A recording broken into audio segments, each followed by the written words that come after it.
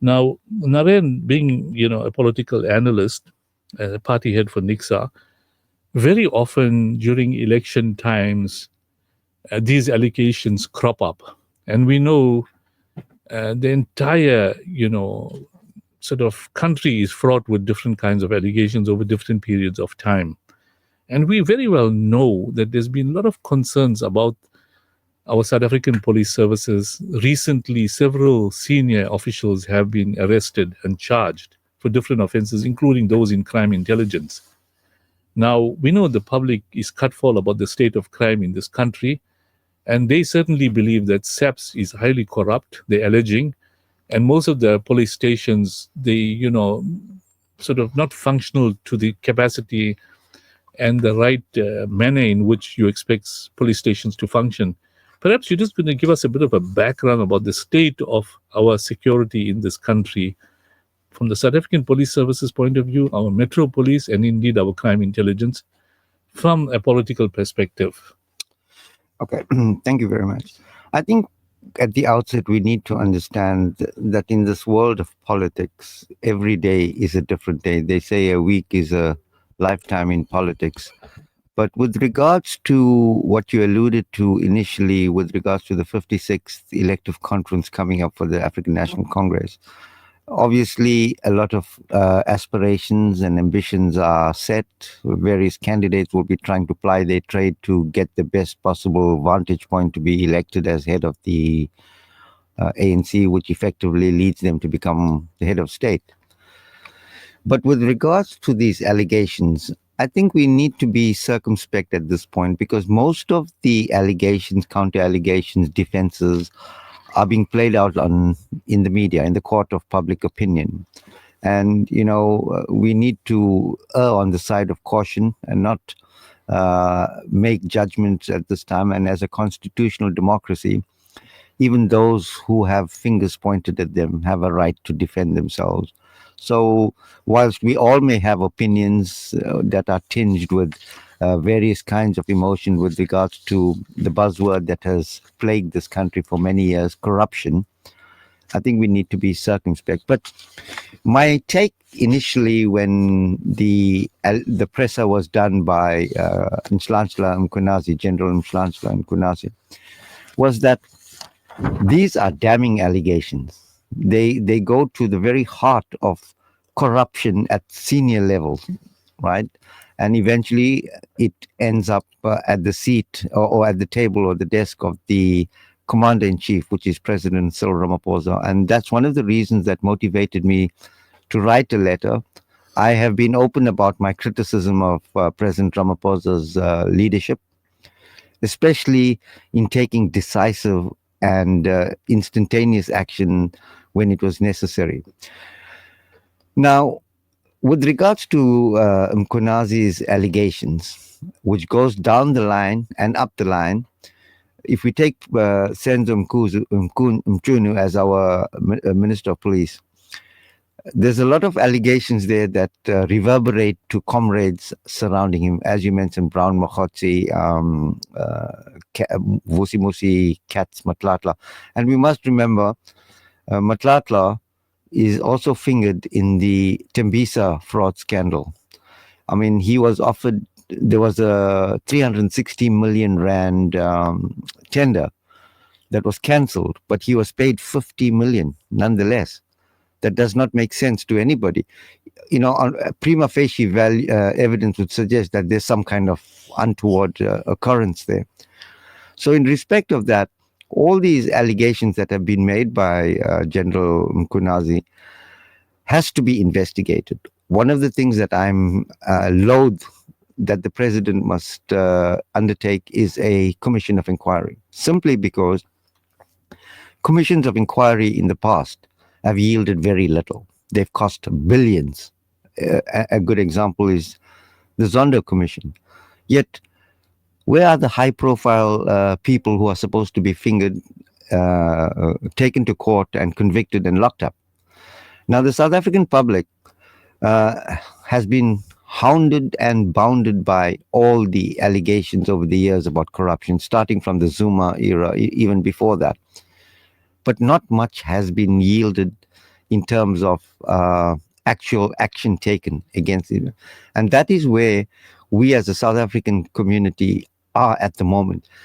Because one of the serious things that have been alleged is an intimation that South Africa could be a mafia state. And by definition, a mafia state is when the law enforcement agencies are controlled by drug and criminal cartels. Now, if that is the case, our constitutional democracy is at stake because we become not a police state, but an anti-police state. And you asked me the question, what is the state of our South African police services, from grassroots level? We can see that it is a very unstable mechanism of the South African government. Corruption from the Metro Police. I mean, we've had many anecdotes of people being fingered, many police officers being fingered for taking bribes. Now, whether it's low pay or not, one cannot finger that. But it goes up to very senior investigative levels, up to crime intelligence, which is supposed to be the protector of South African society.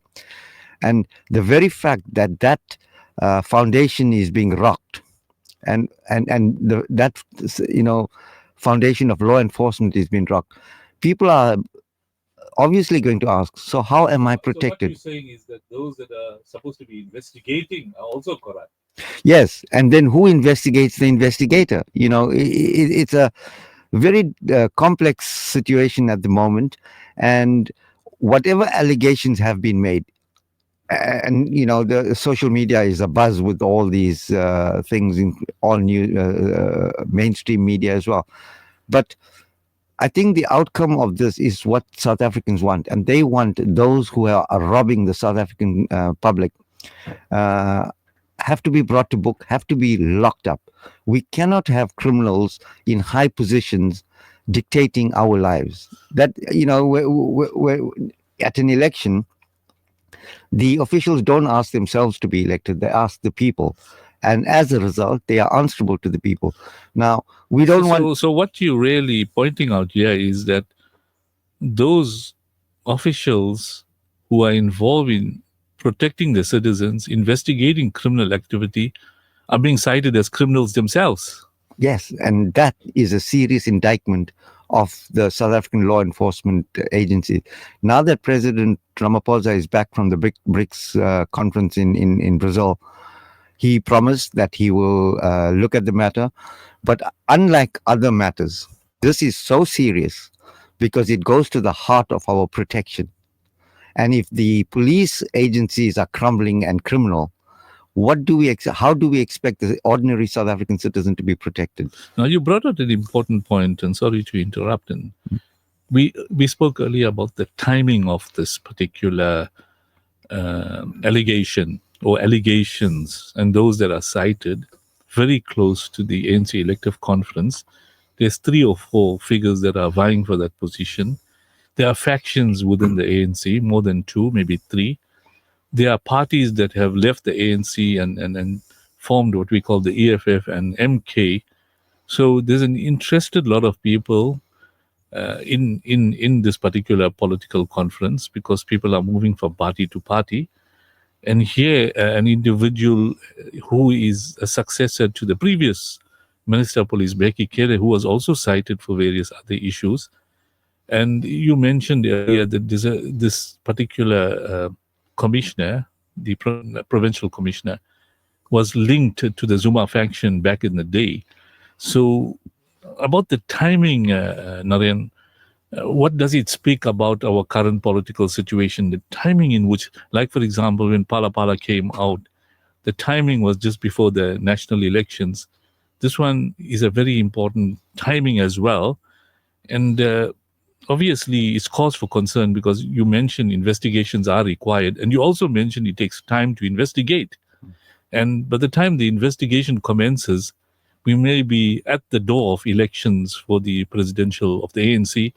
And obviously, then the call will be for this particular individual to step down because he's being investigated. Perhaps you want to comment on on those issues, Narend? Yeah, no, you're absolutely right. The ANC has a step aside policy that if you are fingered in an allegation of a very serious nature, you step aside, which should be employed. But coming back to the issue, we must remember that General Mkunazi was an acting national commissioner under the Zuma regime. And so he's not so, and his credentials are very good. He's not a lackey. He has some background in both academic and policing and stuff like that. So he's got substance behind him. So these allegations, well, I won't say on the doorstep at this moment, but prior to this elective conference coming up, because that's where the next leader of the country is determined in many ways. You will remember the last elective conference with Nkosazana Zuma and Cyril Ramaphosa. The disappointment on Jacob Zuma's face when his ex-wife lost that elective conference. Mm-hmm. Now, I can see something like that happening again, because the factions you're talking about is a real thing in politics, and it's no different in the ANC. But there are factions within the police force as well, which we've explained with certain different role players who have got, because each one's got a different motive. Senzo Mchunu with regards to the presidency, perhaps, and the national commissioner.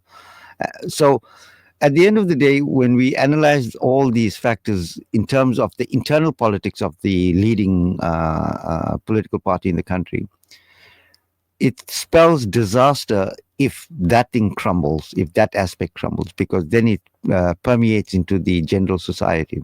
And then as a result, we've seen over the years the breakaway with the EFF, the breakaway with the MK party. So the ANC is splitting within itself as it's going along instead of uniting, which is in many ways a good thing, because too much of power corrupts. But in fact, as we've seen, even a little power corrupts as well. So I think we need to be wary of where we are going in this country in terms of how we support the political parties, more especially the leading party in the country, the ANC. Because President Ramaphosa has got a mammoth, he's got a gigantic task ahead of him come the elective conference. Look, he can't stand for another term. He served his 2 terms and a bonus. So he needs to get an ally that probably is going to stand. And in Senzo Mchunu, that was the case. But obviously, there could be others that could be linked to him. But in the other factions, there could be candidates that are put forward as well. Yeah. Paul Mashatile, the deputy president, obviously might have aspirations. And you can't discard that at this point in time, because as the days go by and as this little game plays out, a few people will be shed off that list. And as they are shed off, new aspirants come into play. Now, in Senzo Mchunu, because he's been cited here, and because of his close connections in KZN and Gauteng, that was an area of the Zuma faction. And by him being, one of the candidates for presidency, it goes without saying that the other provinces that are pro-Ramaphosa would have given the support if he had a decent support in KZN and Gauteng. So that splits the kind of potential voting, and this is the thinking of some of these different factions. Yeah, definitely, and that will play out at the elective conference. Senzo Mchunu was at one stage the premier of KwaZulu-Natal. Yes. So, taking all these factors into consideration, taking their role playing in this new set of allegations, and believe me, these are damning, explosive allegations, because firstly, they lead to criminality. They lead to corruption. And Ramaphosa has given his undertaking to fight corruption. I hope he keeps to his word. And that my letter to him clearly states, I as much as I didn't want to do it, but sometimes you got to call a spade a spade.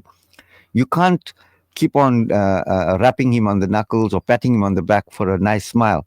As a leader, especially in South Africa, especially in these times, he has to be decisive. He has to take action like no other time. Because if we leave it, and how long do we continue with commissions of inquiry, task teams and stuff? We need action, we need results, we need removal, we need progress in South African society. Now, Narend, just to conclude, we got a couple of minutes left and you need to leave. the public will raise the query. Mkunazi is a strong individual in KZN. He's sorted out a lot of criminal activities. He's sort of prosecuted a lot of these high-ranking officials. He's dealing with corruption and apathy in the police force in KZN. Ramaphosa on the one side will have to urgently investigate the matter, and it'll be in his interest if he can bring conclusion before the elective conference, whether Mchunu is prosecuted or found guilty or whatever. Knowing that Mchunu is an important ally, he'll have to do it urgently. But in the meanwhile, as in conclusion, do you think that the police force will be in the toes and service delivery from SAPS and Metro Police will be on the increase going forward? Okay, just on that point, before I come to that, we must remember that Ramaphosa himself can remove Senzo Mkunu on his own. But as you know, with the ANC, the NEC makes the decisions of appointments, and they have a very strong influence on who is appointed to what position.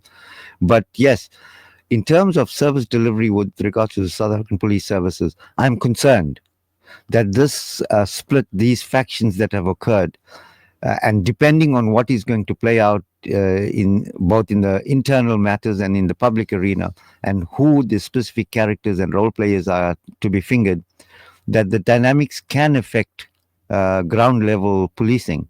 And that is my fear, because Ramaphosa is the commander-in-chief. He controls every single law enforcement agency in the country. And if he doesn't wield the big stick, we might be in for troubled times. So he needs to manage the situation very carefully. On the one side, from a political angle, from the other side, is to make sure that SAPs improve their service delivery and continue to deal with criminals. Absolutely, we have no choice. Our safety, yours and mine, and every other citizen is at stake. Narend, we run out of time. We have to break for news. We thank you for joining us this evening. I know there's lots more to discuss with you, but time runs out. Next time, we'll invite you for a detailed discussion on the issue. But we wish you everything of the best in your endeavors as a political analyst. We thank you for joining us this evening. Thank you very much, and good evening to the listeners.